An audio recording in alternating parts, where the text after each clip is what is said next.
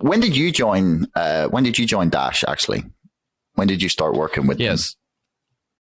So for a long, basically I gotta, I guess, tell my Batman origin story here, sort of thing. But I started using cryptocurrency, in the form of Bitcoin in 2013.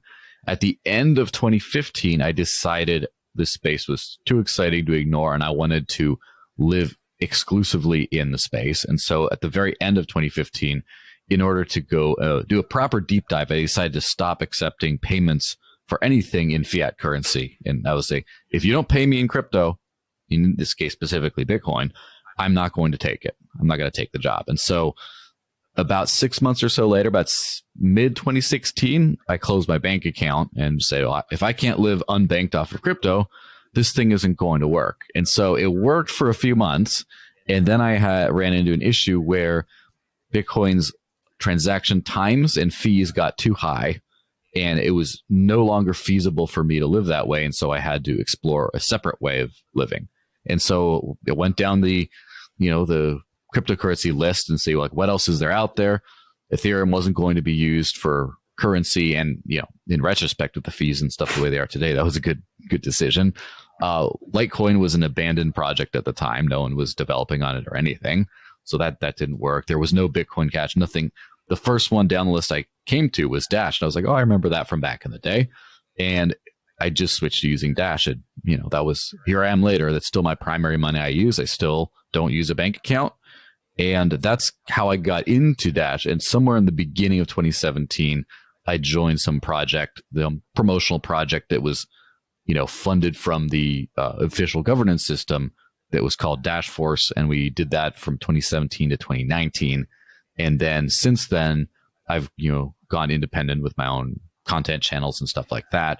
And just the last couple of months, I've been on the side helping out with this project called the Dash Marketing Hub, which basically it's not exactly similar to the first thing I did, but it's basically an incubator for ideas where anyone can propose an idea. It's like a microcosm of the governance thing, but I guess that's a little bit of that kind of deserves to explain the whole governance thing then. Okay. Yeah. I want to get to the governance, the decentralized autonomous organization, because that's really interesting to me.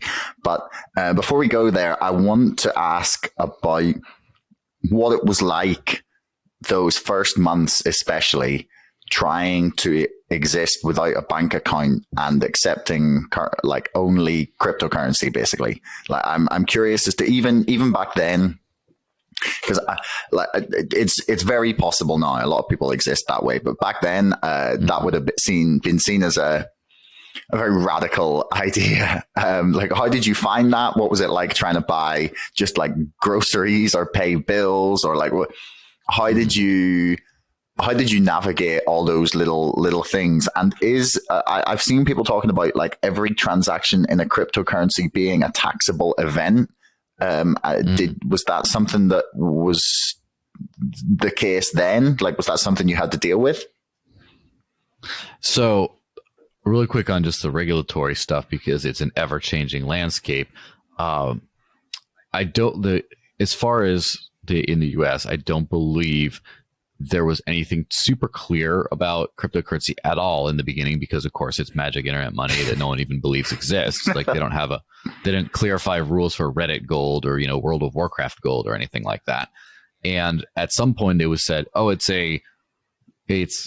property. So anytime you sell it, anytime you realize those gains, it's capital gains, anytime you sell it. And then it was at some point in the years later reclarified, well, spending is a taxable event.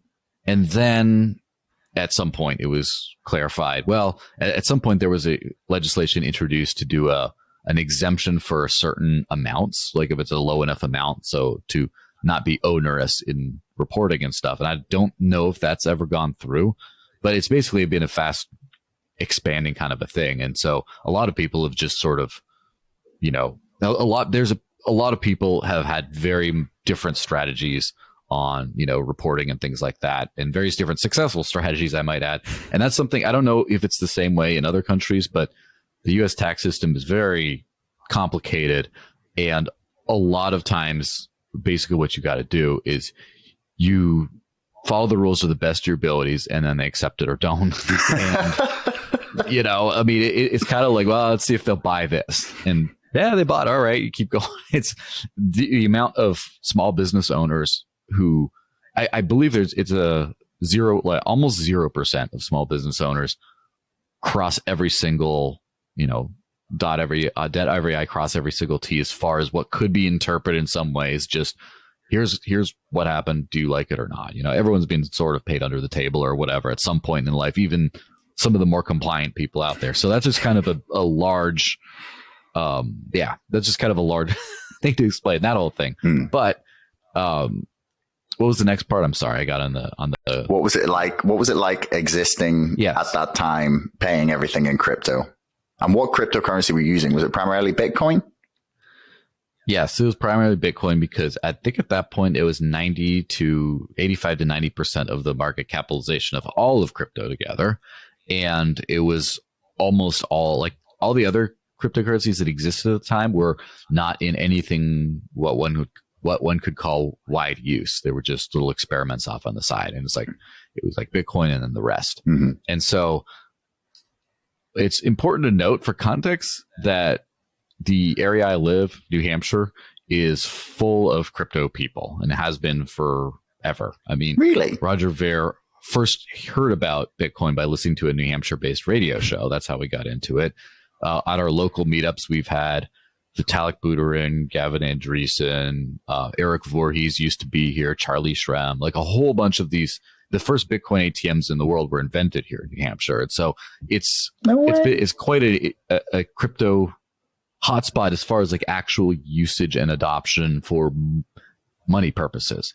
And as a result, there are quite a few people who would be willing to take crypto payments even back then. And so like more in the like the informal economy, the friend to friend, the farmer's market type world. So yes, I was able to buy, groceries and things like that there. There was also a couple of very valuable services first of all is Purse. I'm sure everyone's heard of Purse by now, where you can basically buy anything off of Amazon using Bitcoin. And that's just everything. And then there was one service called Gift, GYFT, which let you buy certain gift cards in admittedly sort of clunky way. But like, for example, if you say, hey, I know I go to, such and such a store regularly, I'm going to keep a running tally of gift credit there, and then I can do that. So between a combination of things, it basically worked. I have paid my rent before directly in crypto in various times. And also, I use some to cash out to cash sometimes, because there's always people saying, oh yeah, I want some. I don't want to use exchanges. And so then you do a little exchange there. And so, especially when I had a bank account for those first 6 months or so, it was, under 6 months, around there.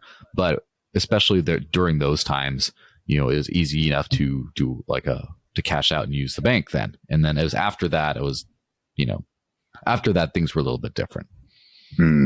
Yeah, I mean, there's been a lot of development in that space now. At least it's much easier, basically, to get paid and to pay for things in many different cryptocurrencies. Like, not that you would want to in a lot of the cases now. With, like, for example, with ETH, with the gas fees, it just makes it completely unattractive.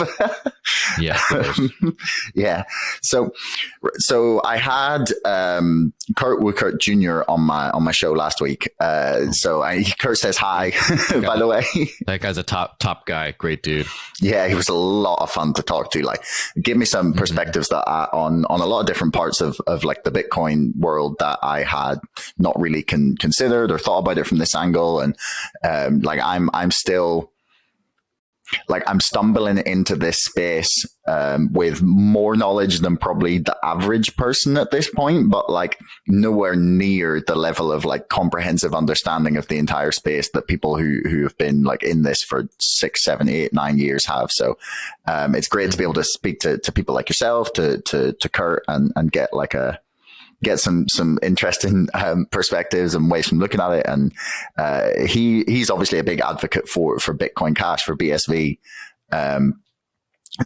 Which, by the way, those are two separate projects. They used to be the same project, but yeah. So you got BCH and there's BSV. a third one now, eCash. eCash, okay, I haven't looked at that. I will definitely have to have a... That was the guy who created the first Bitcoin Cash, Omari Sachet, and then Bitcoin SV forked off from that, but then he got forked off as a minority fork from Bitcoin Cash, the project that he kind of started, and then he rebranded the new one to eCash, did a times a million redenomination, so it's easier to spend small amounts. And then very interesting guy, but basically those plus Dash, I would say, are the prime contenders for the digital cash space. You have Nano in there as well, I believe. And then depending on, some people would consider some of the privacy coins such as Zcash and Monero to be in the digital cash space, although it's arguable depending on how much they're actually attempting to be used in real commerce. But yeah, again, that's all that. And I wouldn't call Bitcoin a payment coin, although you could call the Lightning Network Lightning coins, as it were, which is technically Bitcoin, but whatever, you could call that in the payment space. So that's kind of the payment space, which is oddly not as fiercely competitive as a lot of the other spaces. It seems like it's very open for there to be a clear contender to emerge, in this kind of space. It's not kind of like the DeFi space where it's just absolute success is almost assured to not happen. It's almost assured that if you win in DeFi, you're going to share that top spot with 3 to 5 other projects. Yeah. It's not like, because I guess Bitcoin, like BTC, has kind of won the digital gold store of value sort of thing, for whatever reason. It might be the non-inflationary nature of it, because it's first. Could have been a number of things, but I'm interested as to what your case is for why Dash is better than say BCH or eCash or BSV, as Kurt advocates for. What? Thanks for making it all the way to the end of the video. Don't forget to like, share, subscribe, and leave a comment for us in the comments below. Let me know what you thought and if you'd like to see more of this from the show. Thank you, and we'll see you again next time.